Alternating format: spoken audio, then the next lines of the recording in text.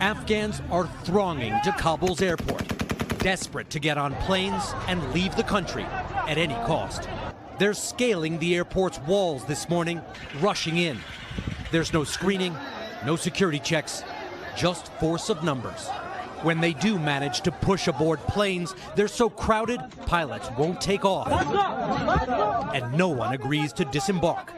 It's all happening just a few hundred yards from the military side of Kabul airport, now separated by a row of barbed wire from the civilian side, in chaos.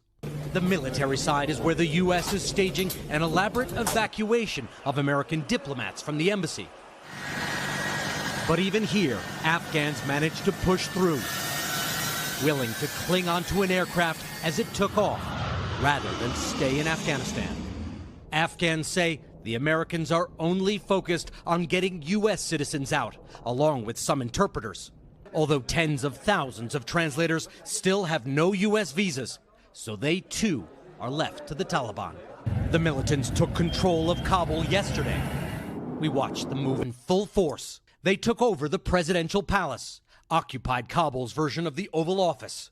Afghanistan's president fled the country.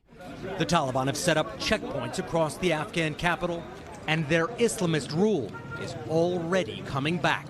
This was a popular beauty salon, styling women's hair and makeup.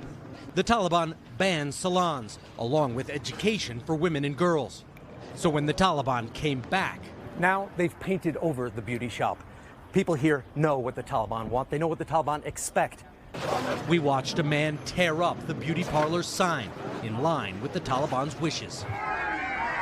The Taliban don't just control Kabul, but the whole country, and all the weapons the U.S. bought for the Afghan army.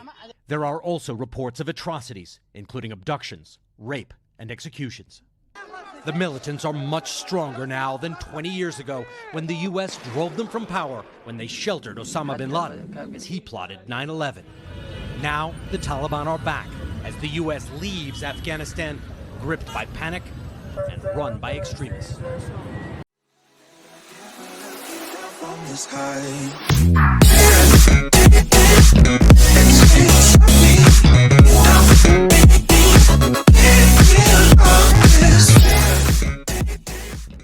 Flee the country in what can only be described as a chaotic exodus. Now, people are literally clinging on to U.S. military aircrafts as they try to take off.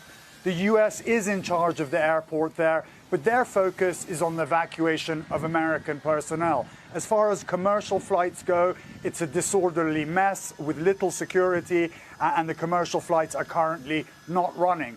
We know that as of last night, the U.S. military had flown around 500 embassy personnel out of the country on military aircraft. They're working up to a capacity of several thousand out per day, but they won't have that capability for a few days to come. As for the Afghans that have worked in various